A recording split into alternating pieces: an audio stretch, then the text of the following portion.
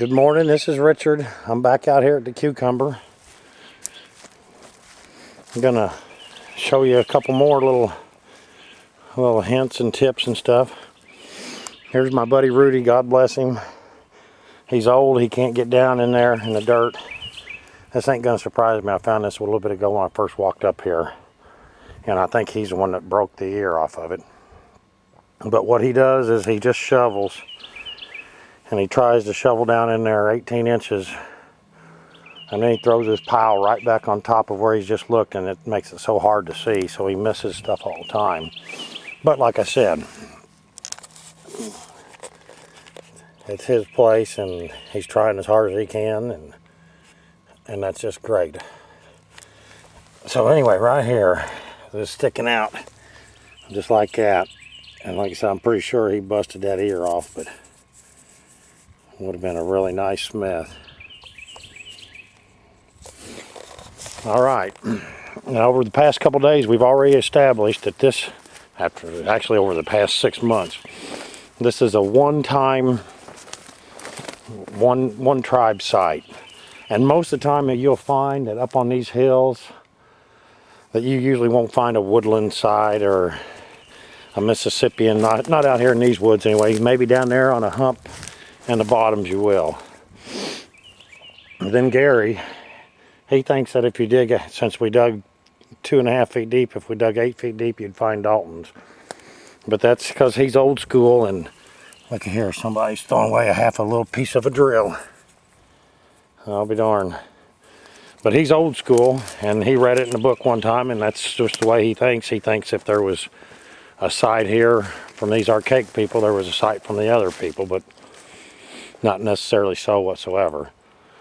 Once you get down to this hard pan, the clay pan right down there, unless these guys buried something, you won't find anything else. Now today we're digging.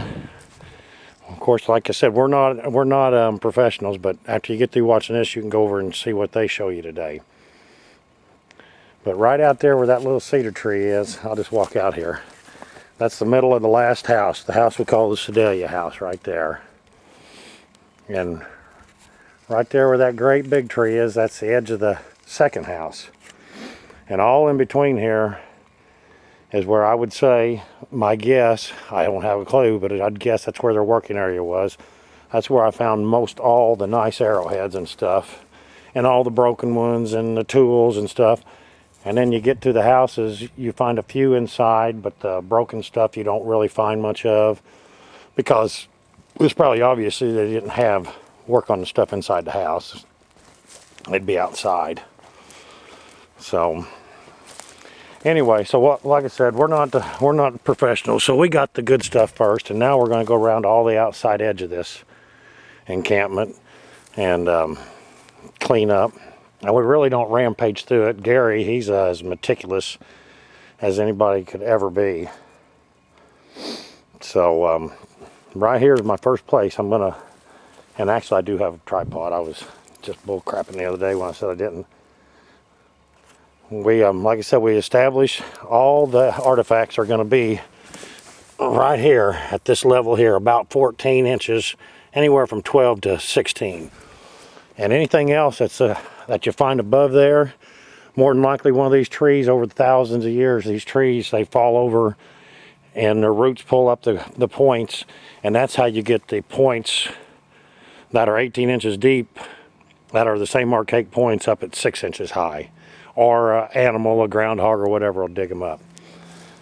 So that's that. So now I'm going to set this thing right here, and I hope you can see this. This is how I do it. You know, everybody has their own way, but I use this shovel, and on this top 8 inches right here, I take this shovel because, like I said, I basically know there's nothing in there.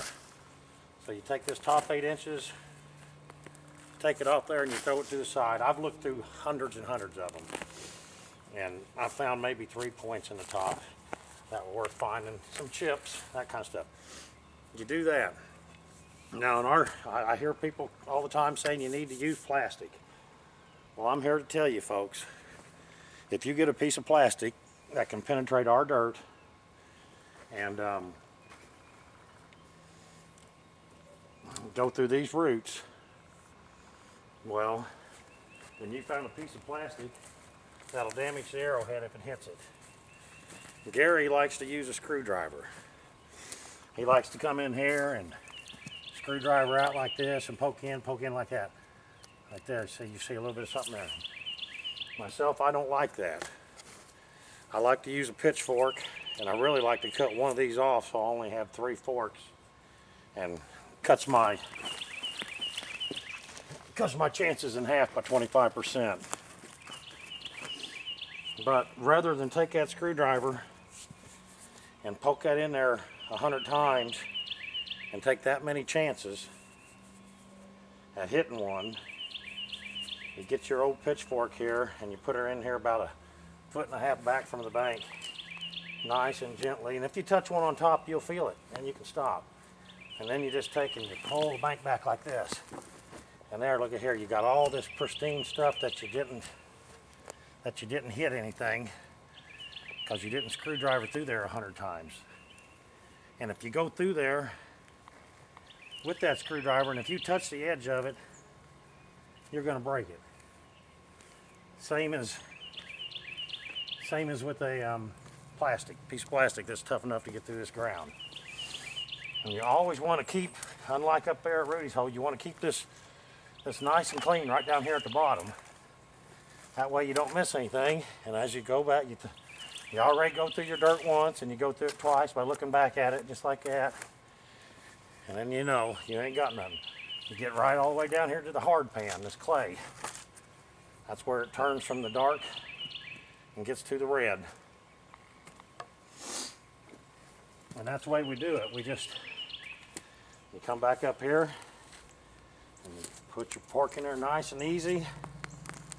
Pull out, and boy, you hope you're rolling out of there. Most of the time you don't. That's why I said you'd have to watch me for hours and hours and hours a lot of times to find an arrowhead, because they're just not as thick as what some people would believe. And like I said, I think this was only a one-time sight. It could have only been for, I don't know, it could have been for 10 years, could have been for 20. Could have been for 5, I don't know. And I'm sure there was a few Indians did come along here and there, but nothing to do enough to change it.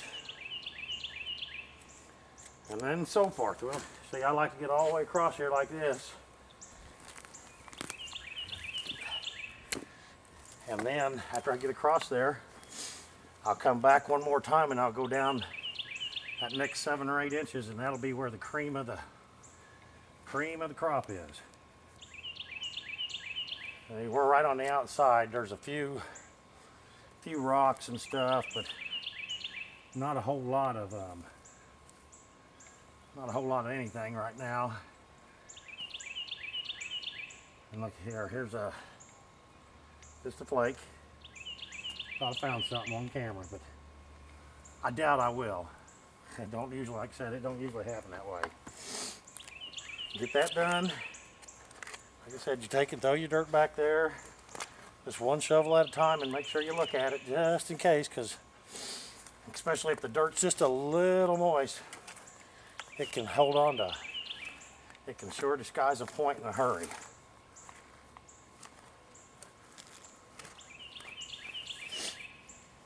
Okay, and now right here, this next area, this is where we expect to find everything.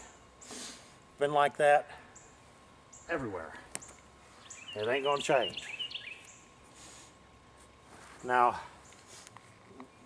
those sites that are usually multi-component sites with our what you want to call it, eras or whatever, are usually where there's super landmarks, like where 2 rivers come together, at caves and at overhangs, that sort of stuff. That's where you'll usually find, there's a little bit of chips down here, but not, we're gonna shut this off and some rock. That's where you'll find your sites that go from the woodland all the way to to the Dalton period and all that is the really, really cool places where everybody'd want to live. So anyway, I'm gonna get off here and try to find a point of my own, one that I can dig up, and I'll get back with you. I keep trying to think of some things that you want to know about this site. Like I said, if you got a question, just give me a just shoot it out, and I'll try to answer it the best I can. So we'll get back with you.